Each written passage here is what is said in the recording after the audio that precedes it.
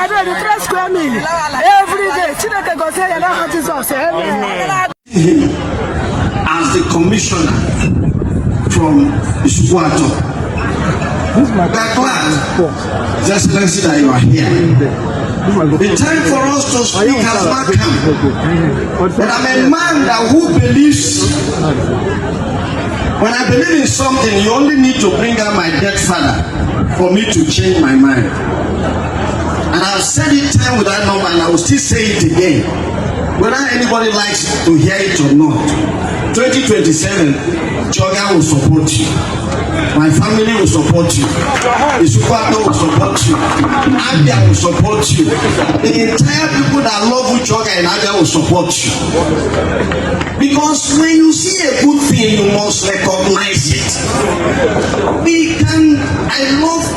I keep telling people, it's only someone that cannot see that light has come into Abia.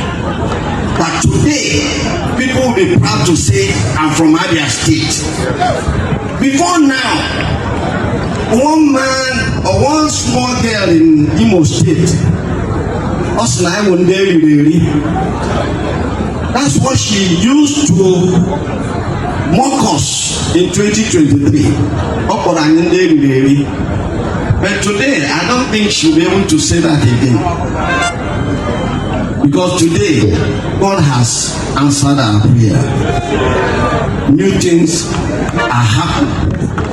Things are moving on. And Governor, every blessed day you are hearing good news.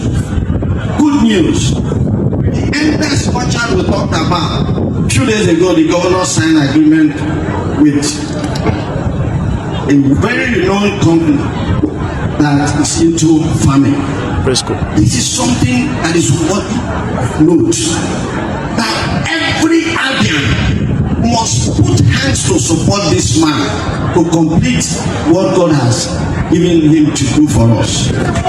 Everybody. It's not about politics. I'm an APC person, and I've not changed, and nobody can deny me where I come from. And if you say I'm not from APC, I will show you. I always make my own, I don't hide it.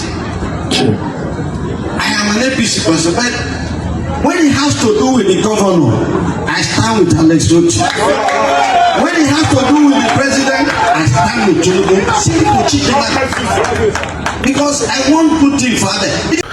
Una no kona but na Abia State no. The most shocking part of it, that man who get akita.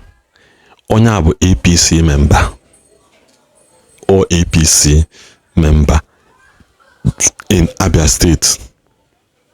APC member in Abia State. That man who get bam oyanwa. He's APC member. Ihe bụ ndị mwakwalo nke ka bụ eziokwu. Unlike na yoko say na they are ready for 2027.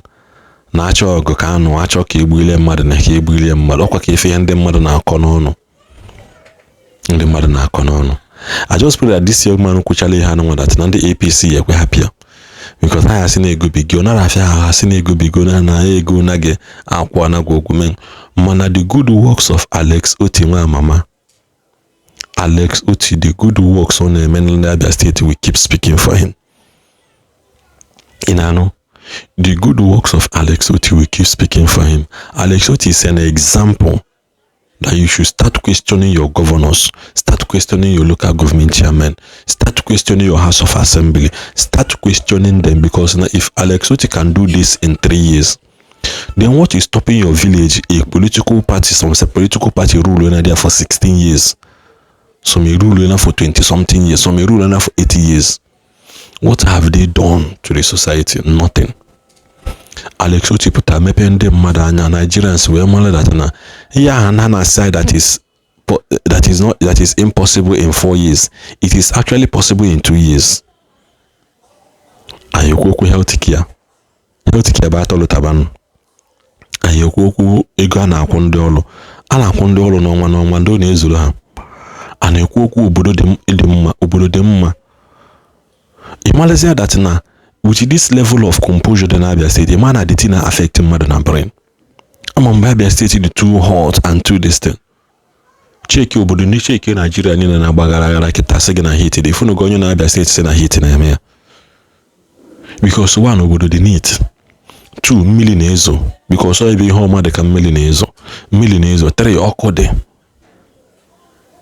and ha na-enwe stressful road via buying na eziokwu na-enwecha some part that he needs to mana nwayọ oyilu everybody nwayọ at least ihe ọmụme akọvago nke ndị mmadụ ka na-asị bịa mee nwayọ oyilu everybody. Obodo dị neat.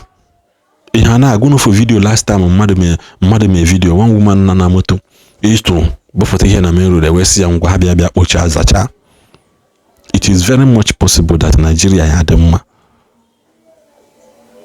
if the right people are in power. Obodo ya dị mma ebe ọbụla nọ inwe local government chairman jee jụọ na ya ajụjụ. Ifukwana onwe ihe dịka dị aṅa na obodo unu mgbe ma na skuul ma ụlọ ọgwụ dị aṅa gbaa ya na social media ka ihe leme that local government ahụ dị na ya because everybody na-achọ ka ha esi makpute na ọchịchị ha makpute ọ bụrụzie as for them and their household.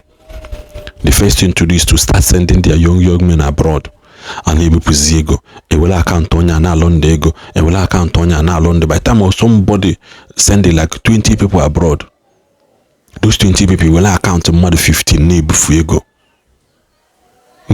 ha weli ya na-ebufusi ego aghala.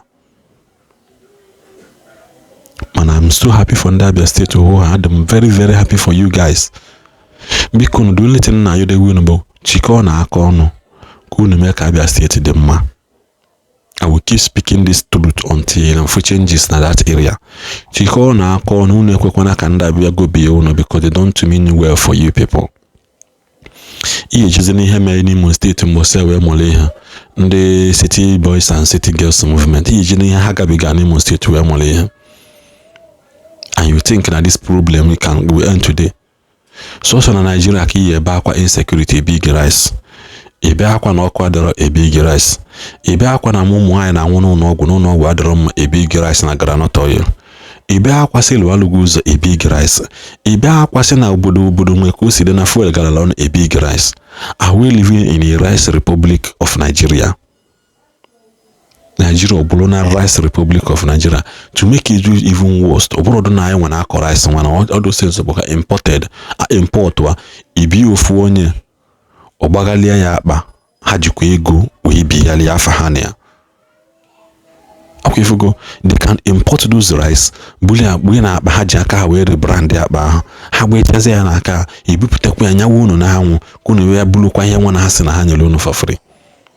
Atakwa nwoke nke ugwu asọ ebutere ya wee mgbọsị wee bapịasu ha si ya na si agbakwana ya na kamera na ọ bụrụ na ọ tacha afọ ya mee vote mee tie mkpu election apụta dị ndụ jide achọ ibi ihe something that does not worth 150,000 abịa sị ka agba ya kamera that he will not accept it. That is the truth. So biko ke na afọ video anwa biko always remember Alex Otti na your prayer. That man needs our prayer. The only thing he emenwuli abụ ikpele ogologo ndụ and wisdom.